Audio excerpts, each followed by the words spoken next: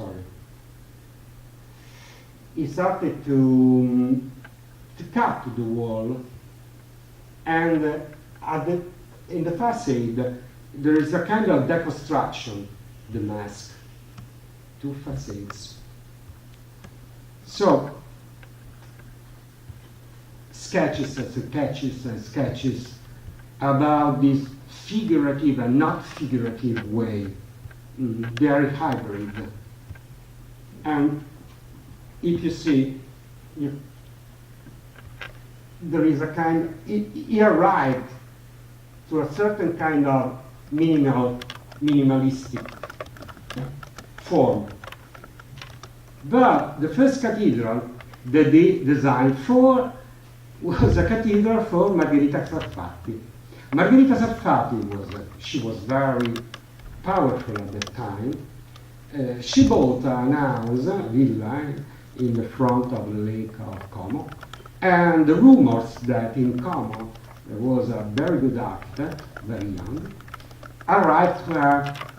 Then she wanted to meet him, and they met, and Margherita Sarfatti asked him to design a cathedral for her, okay? Just to prove if Terragni was a good architect. And the first entry was this strange silos, this Bauhaus, typically a Bauhaus aesthetic, Le Corbusier, Mendelssohn, Gropius. And in front of that, there is the facade is a mask, a minimal mask, with the two towers, and there are even fancy add-ins like the vaults that you can see on the top, really colonial style. But the sense of these vaults are, you can explain this, understand this sense. Look into the indoor space of the cathedral, of this enormous silos, is to create a certain kind of light, a skylight. That light comes from above and then wash the walls. And even again, remember the cut that we saw in the plans that we saw before, the cut of light. So he played with a perfect form, a unique form of a Bauhaus, of Nopsilos, in a way to deconstruct. So in between abstractism and figurative way, here this tendency is almost to shy. The Bauhaus aesthetic, the silos of Detroit from Version Architecture by Le Corbusier, and the Cathedral of Terragni. Then he said, well, he changed completely style. He said, well, and he invented a sort of minimal attitude. On the left, a Campo Baeza, 50, 70 years before Campo Baeza, a minimal composition of a Bauhaus, and the plan, the facade, reduced to the plan that turns like a pediment. And on the right, the first step towards the last cathedral.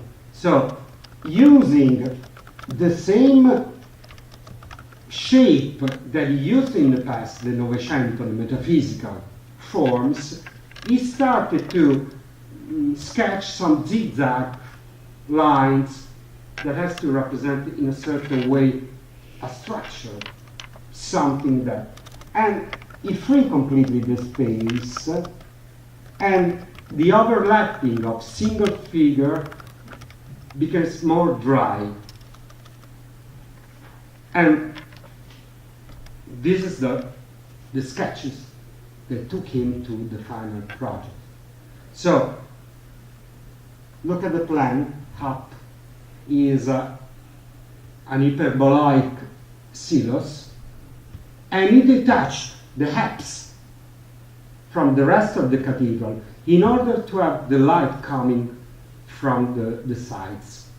And in the sketch, you can recognize the cross. So it's like a kind of a box of a treasure that contains a symbol that is a symbol of void. It's just the pattern that Terrani used, but he want to evoke the cross. He don't want to create a cross, a real cross. Spirituality is about evoking something different. So, on the drawers, in the last sketches, he suspended the drawers, like he did in Palazzo della Luce. And the final idea belongs to Piero da Francesco, to the myth of the Virgin of Mercy.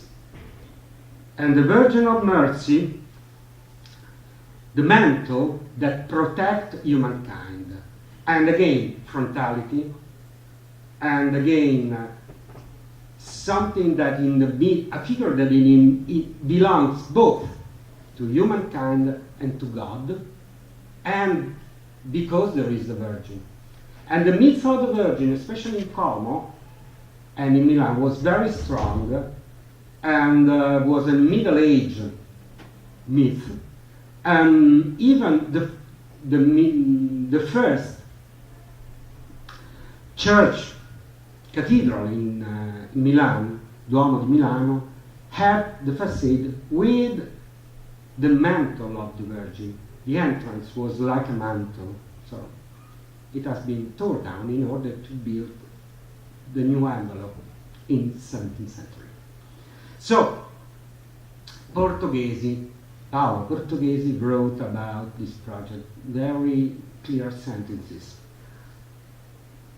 He says, well, the strength of this project is something in between figurative and abstraction.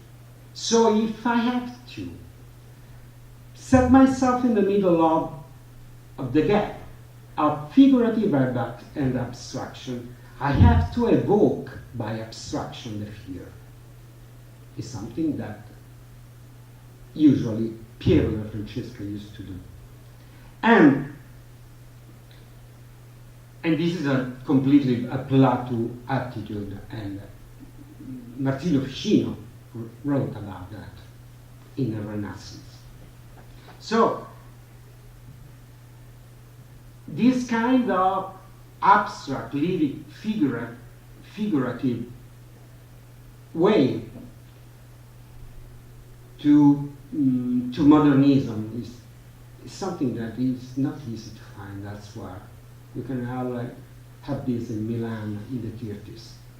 And so the majesty, again, well, why this project I think is so the figure of the mantle and the Virgin and the protection. Remember the words of Simone Weil. Humankind needs protection. Don't forget this. This seems to be now so, but at that time, in the 30s, was something completely unusual to say. And frontality is the appearance of the form, the epiphania, is an act of majesty.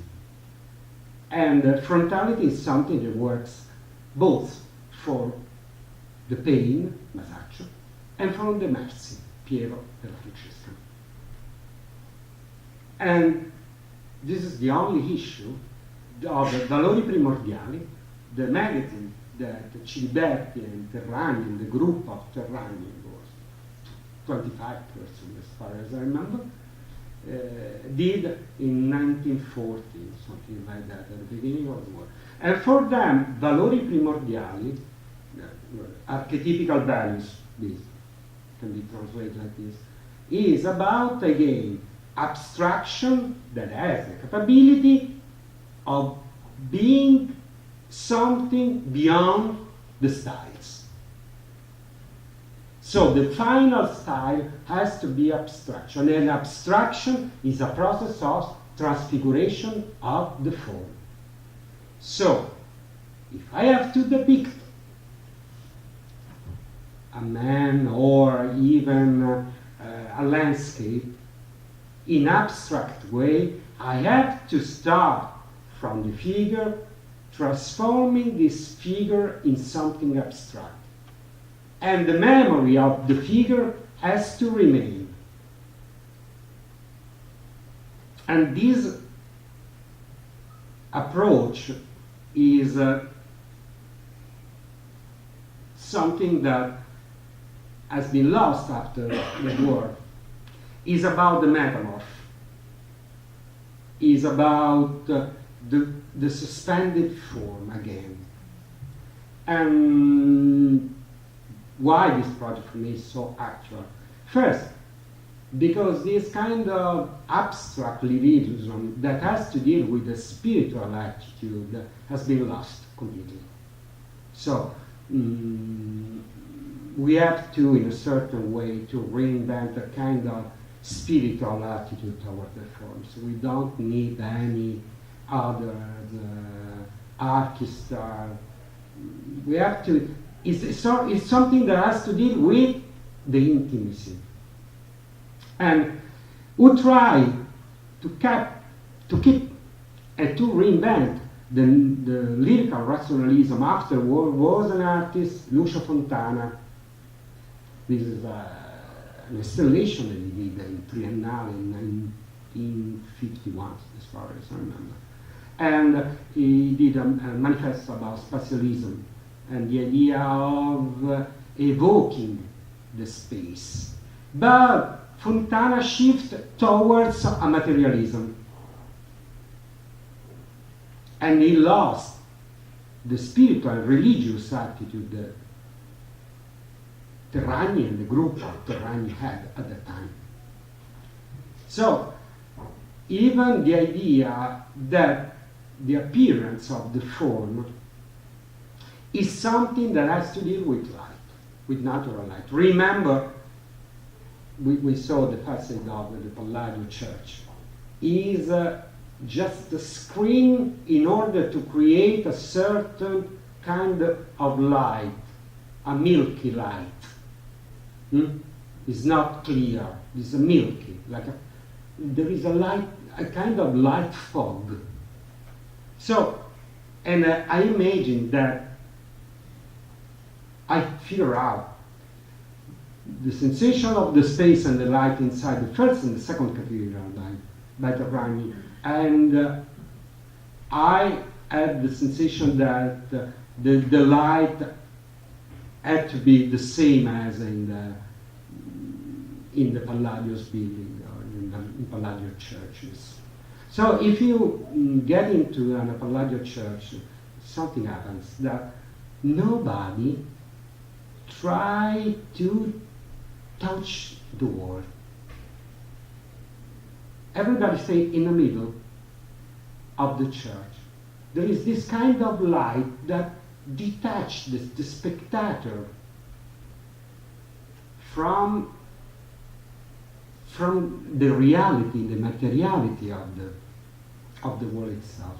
It's a kind of light that is not easy to recognize in the architecture of the 50 after the war, with some exception.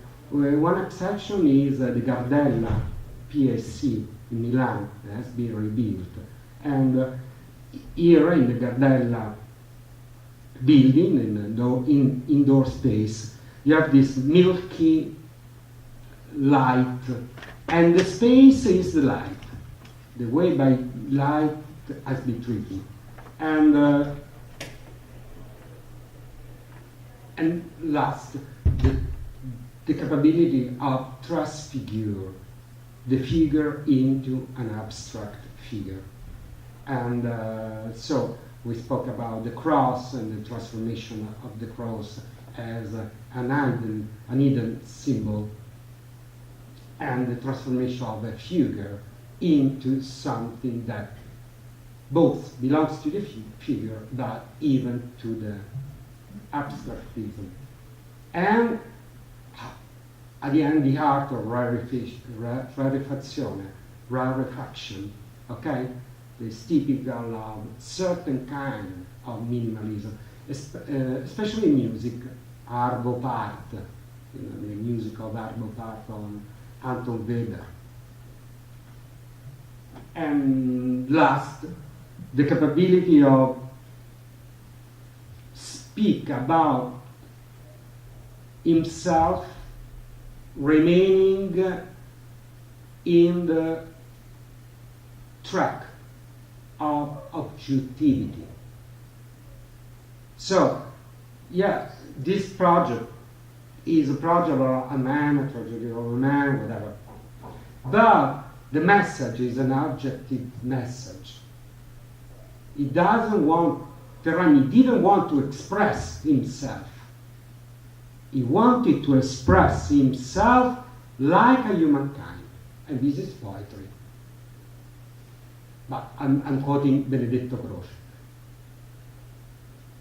Poetry is the capability of transform and transfigure the subjective into an objective form and the objective form into a subjective one.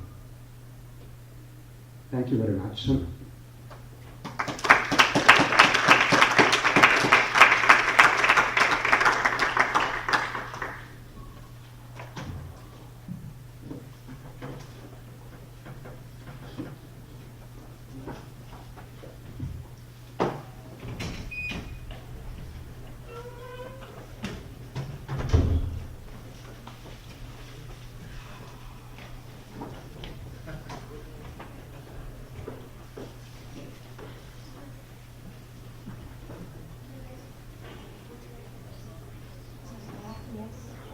Grazie signora.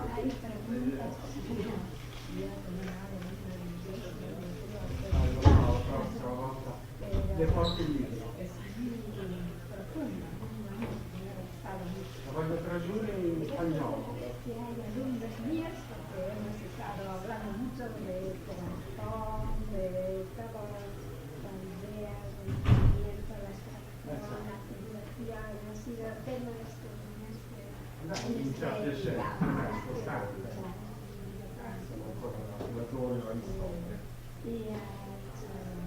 Muchos matices, porque los alumnos tienden a simplificarlo todo, hacen un poco de caricatura de lo que yo digo, y digo, aquí tenían que estar todos para ver los matices. Lo so, ma poi però capiscono molte cose che noi non capiamo più, sono molto più simili. La prossima volta le porti lì però, con cos'è lo vogliamo tradurre in spagnolo? ¿Usted viene para 15 días? Sì, per 3 giorni. 3 giorni. Esatto, facciamo un workshop finale. ¿Y viene también? 1 dicembre. Le porto il libro. Muy interesante, se dan sus clases. Pero no nos invitan a los profesores. Es una pena. Va benissimo, va benissimo. Grazie signora. Muchas gracias. Grazie.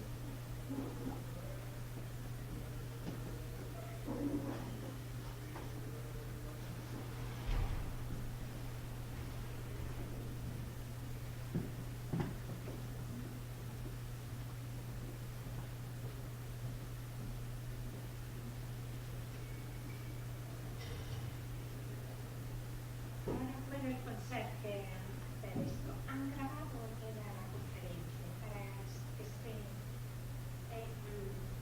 llegando grabado a la conferencia. Sí, ok. Que ahora todo el mundo pueda ver. Ellos les gusta más pinchar y ver las pantallas que venir